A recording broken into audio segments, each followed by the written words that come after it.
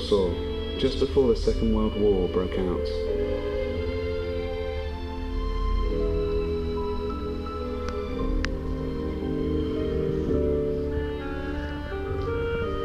During the interwar period, there were more Jews in Warsaw than anywhere else in Europe. 380,000 of our Soviets were Jews, 30% of the capital city's population at that time.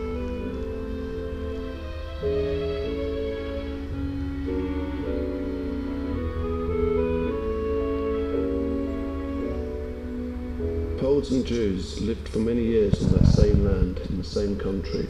They lived together, side by side.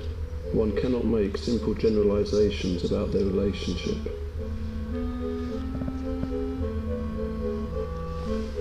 Both peoples, whether they were living together or side by side, gradually begin to hear increasingly disturbing rumours about the coming war.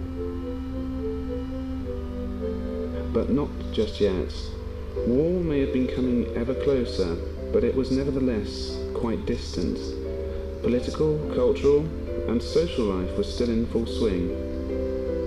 Just before the war, Warsaw was one of the most important centres of Jewish culture in the world, with an active literary, artistic, musical, and theatrical scene, whose accomplishments were rarely noticed and appreciated beyond the Jewish community. Although plays from all over the world are being performed on the Warsaw stage, often frivolous and insignificant, we are doing nothing to get to know the soul of a people with whom we have been destined to live. Jewish theatre deserves more attention. There was no time for that, however.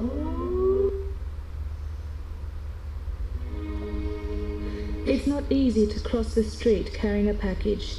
When a hungry person sees someone with a package that appears to contain food, he follows him, and at the right moment grabs the package out of his hands, opens it, and begins to satiate his hunger.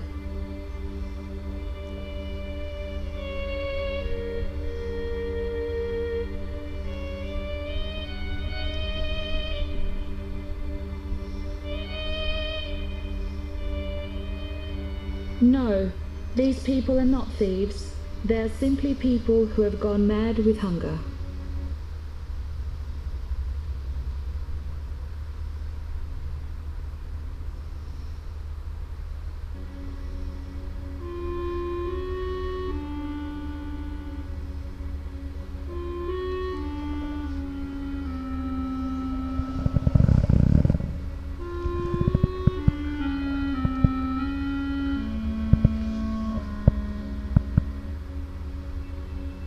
The sight of frozen human bodies on the streets becomes increasingly common.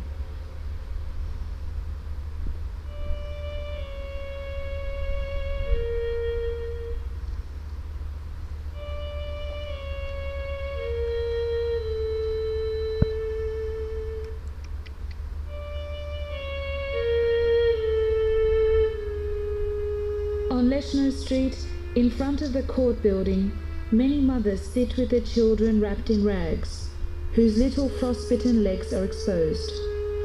Sometimes, a mother will embrace a child who has frozen to death and tries to warm the small, dead body.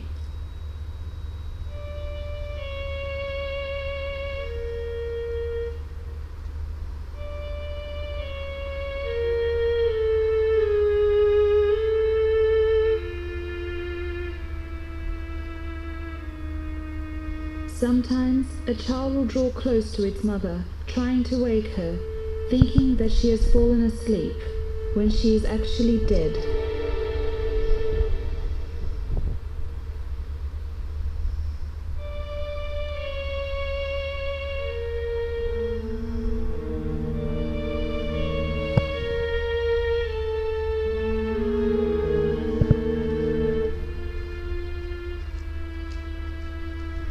The Warsaw Ghetto.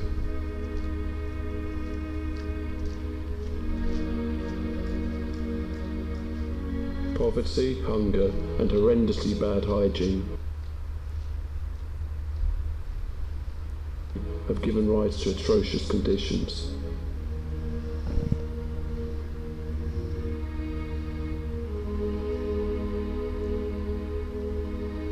a number of special houses where the poorest of the poor live, where death reaps its biggest harvest.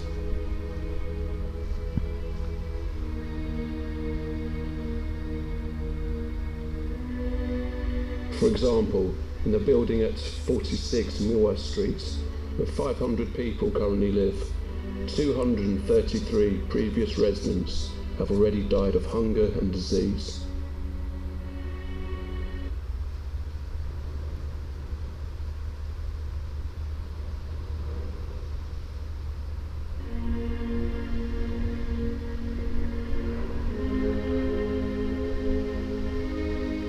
At 63 Pavia Street, 450 people have died.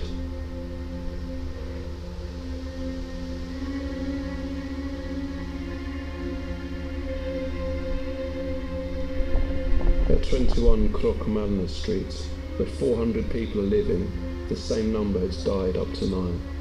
400.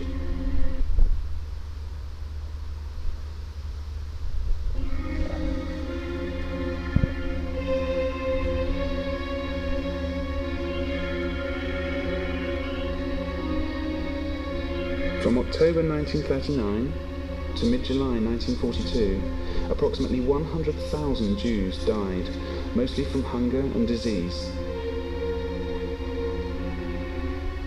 A significant portion of the educated workforce was suffering from unemployment and hunger, but it was also this group that was most active in the organisation of self-help activities.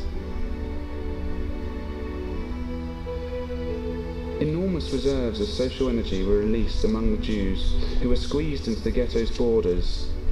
Building committees took shape that fed hungry children or organised mutual aid services provided by neighbours in different professions. In the ghetto, spontaneous efforts were made to help the hungry and sick, which took place behind the facade of openly operating institutions. These efforts were focused on numerous organisations providing social services. For example, Centos took care of orphaned children. The building committees, for example, helped hungry neighbours, and people helped the deportees who had come to Warsaw from their hometowns and villages.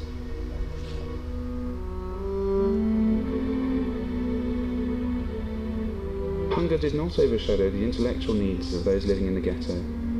Even in this tragic situation, people wanted books and knowledge, music and prayers. Participating in culture and creativity gave them added strength to fight for their survival, and was for them a form of spiritual resistance. It was only in September 1941 ghettos of other Polish cities were being liquidated.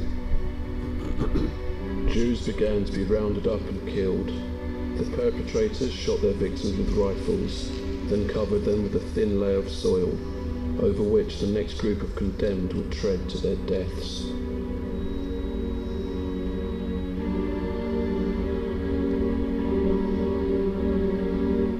In late January and early February 1942, farewell letters began arriving in the ghetto from Jews just before their deportation to the death camp in Chełmno on the Nera River. To my beloved relatives, I'm sending you news of the terrible things that have happened near our town.